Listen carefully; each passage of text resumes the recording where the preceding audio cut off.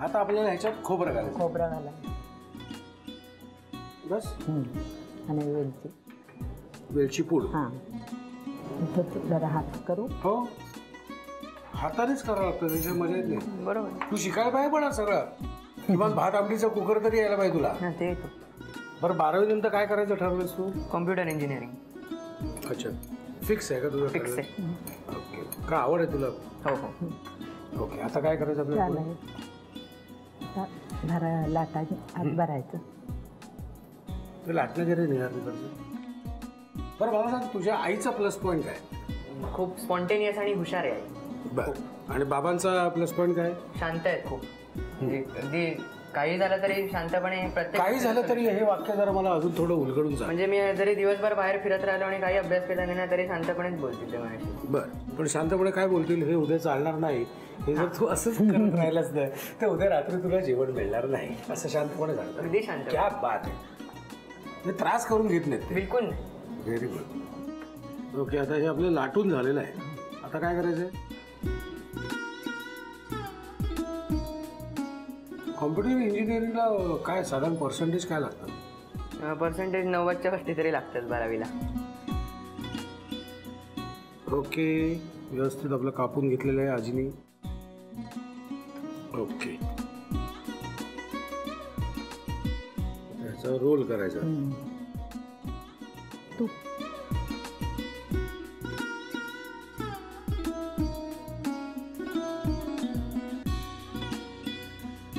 असं एकजीव करून घ्यायचं.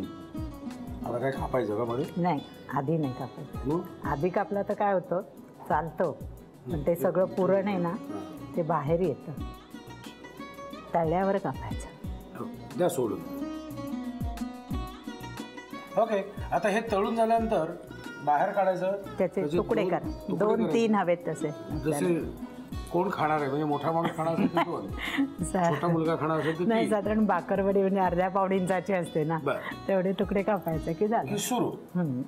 लिहून घ्या साहित्य आणि कृती. शाही भाकरवडी करण्यासाठी लागणारे साहित्य: मैदा आणि रवा एकत्रित करून त्यात गरम तेल घालून मळलेलं पीठ, भाजलेलं सुकं खोबरं, वेलची पूड, काजू, बदाम आणि पिस्त्याची पूड, पांढरे तीळ, पिठी साखर, तूप आणि गव्हाचं पीठ. कृती: प्रथम एक बाउल घेऊन त्यामध्ये पिठी साखर, पांढरे तीळ, काजू, बदाम आणि पिस्त्याची पूड घालून मिश्रण एकत्र मिक्सर मधून वाटून घ्यावं. नंतर वाटलेलं मिश्रण एका बाउल मध्ये काढून घ्यावं. त्यामध्ये सुकं खोबरं, वेलची पूड घालून त्याचं एकत्रित सारण तयार करून घ्यावं. नंतर मैदा आणि रव्याच्या मळलेल्या पिठाची उभ्या आकारात पोळी लाटून त्यामध्ये सारण भरावं. नंतर सुरीने पोळीच्या कडा कापून घ्याव्यात. या पोळीचा रोल करून घ्यावा. हा पोळीचा रोल गरम तुपात तळून घ्यावा. तळलेल्या रोलचे काप करून घ्यावेत आणि शाही भाकरवडी सर्व्ह करावी.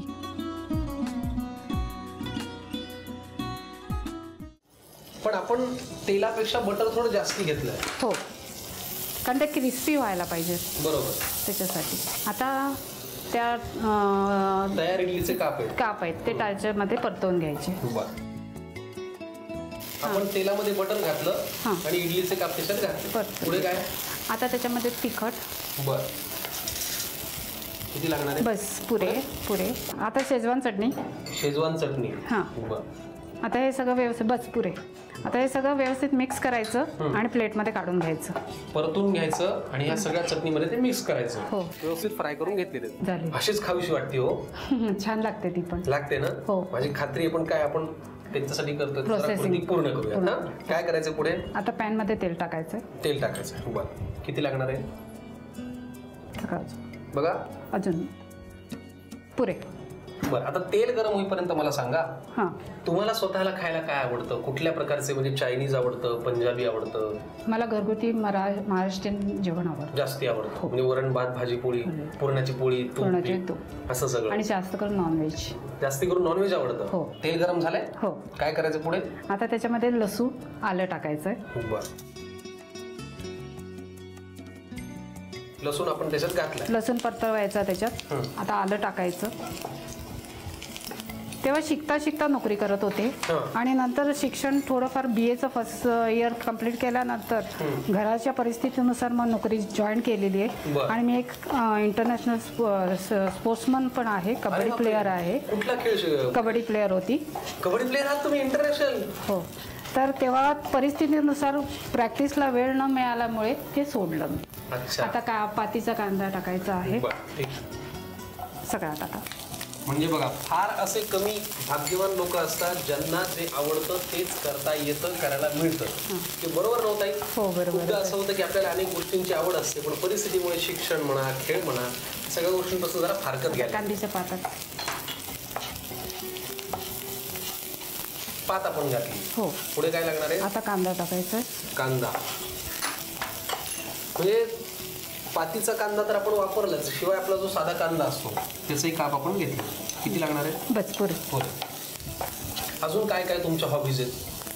हॉबीज म्हणजे मी स्पोर्ट्समन असल्यामुळे सगळे खेळ खेळायची. बरं. आणि मला झाडं लावणं, बरं. नर्सरीसारखं म्हणजे मेंटेन करणं, ह्या गोष्टीची खूप आवड आहे. बरं. आणि खाण्याचे पदार्थ वेगवेगळे ट्राय करणं त्याची खूप आवड आहे. खूप आवड बरं. आहे. टीव्ही वगैरे पाहता की नाही? नेहमी झी मराठी पाहता? कायम. कायम पाहता? हो. कुठला कार्यक्रम खूप आवडतो तुम्हाला? मला सगळेच कार्यक्रम त्याच्यातले आवडतात. बरं. टीव्ही शोचे. आणि आपलं आम्ही सारे खवई? ते तर 1:30 वाजता न चुकता, जेवण नाही जेवले तरी चालेल, पण आम्ही सारे खवई पाहतो. वा. एक वेळ जेवण नाही दिलं तरी चालेल पण मला. खवई पाहिजे. खवई पाहिजे. बघा, कळलं का? आम्ही सारे खवई आहे. पण काय? Chilli sauce. चिली सॉस किती लागणार आहे सांगा? हां बस पुरे. चुकून जास्त नाही म्हणजे नाही, माझ्या. पुरे. सोया सॉस अगदी थोडा. अगदी थोडा. हो. शेजवान चटणी थोडी शेजवान चटणी आपण इडली फ्राय करून घेताना पण वापरली. आता थोडी वापरायची. आता थोडी घालायची. हां पुरे. पुढे आता काय? गाजर घालायचं. बर. बघा, पुरे. शिमला मिरची. शिमला मिरची हवे असतील तर आपण वेगवेगळ्या पुरे. रंगाचे वापरू शकतो. हो हो. आणि कोबी. बर. ह्या भाज्या तुम्ही शिजवून नाही घेतल्या? नाही नाही, ह्या कच्च्या आहेत? कच्च्याच आहे. बर. वा वा. आता हे मस्तपैकी खमंग परतवून हो घ्यायचं. हो, मला ते दिसतच आहे. आणि आणि कलरफुल पण दिसतंय. कलरफुल पण दिसते. हिरवा रंग आहे, गाजराचा वेगळा रंग आहे, केशरी, त्याच्यानंतर पांढरा आहे, असे सगळे कलर्स त्याच्यामध्ये आहेत. आणि चवीला तर काय बहारदार आहेच आहे. हो. आता आणि काय आता लागणार आहे? शिजवलेल्या आपण भाज्या टाकायच्या. शिजवलेल्या भाज्या, ह्याच्यामध्ये मशरूम आहे, बीन्स आहे आणि मटार आहे. हो. किती लागणार आहे? पुरे. तर हे सर्व पूर्ण मिक्स करून घ्यायचं. आता मीठ टाकायचं त्याच्यात. मीठ घालायचं. पुरे? पुरे. वा. आता हे फ्राय केलेल्या इडल्या त्याच्यात टाकायचे. लगेच टाकूयात मग आपण. त्यावर हा चमचा. वा वा वा वा. मिक्स करायचं ना फक्त? हो, फक्त घ्या mix मग मिक्स करायचं. करून. चायनीज इडली असा हा जरा इनोव्हेटिव्ह, जरा वेगळा, फार टेस्टी असा पदार्थ आता आम्ही केलेला आहे. सगळ्या प्रकारच्या भाज्या आहेत, चटण्या आहेत आणि इडली सुद्धा आहे. पटकन तुम्ही लिहून घ्या चायनीज इडलीसाठी लागणारं साहित्य आणि कृती. चायनीज इडलीसाठी लागणारं साहित्य: तयार इडलीचे तुकडे, वाफवलेल्या भाज्या, गाजर, कोबी, सिमला मिरची, पातीचा कांदा, कांद्याची पात, बारीक चिरलेला कांदा, शेजवान चटणी, लसूण, soya sauce, chilli sauce, butter, आलं, तिखट आणि मीठ. कृती: प्रथम एका फ्राय पॅन मध्ये तेल घालून त्यात बटर गरम करून तयार इडलीचे तुकडे परतून घ्यावेत. नंतर त्यामध्ये तिखट आणि शेजवान चटणी घालून सर्व एकत्र करून एका प्लेट मध्ये काढून घ्यावं. एका फ्राय पॅन मध्ये तेल गरम करून त्यात लसूण परतून त्यामध्ये आलं, पातीचा कांदा, कांद्याची पात, बारीक चिरलेला कांदा, chilli sauce, soya sauce, Schezwan चटणी, गाजर, सिमला मिरची, कोबी, वाफवलेल्या भाज्या आणि मीठ घालून सर्व एकत्र करून घ्यावं. नंतर त्यामध्ये शेजवान चटणीमध्ये परतलेल्या इडली घालून चायनीज इडली बनवून सर्व्ह करावी.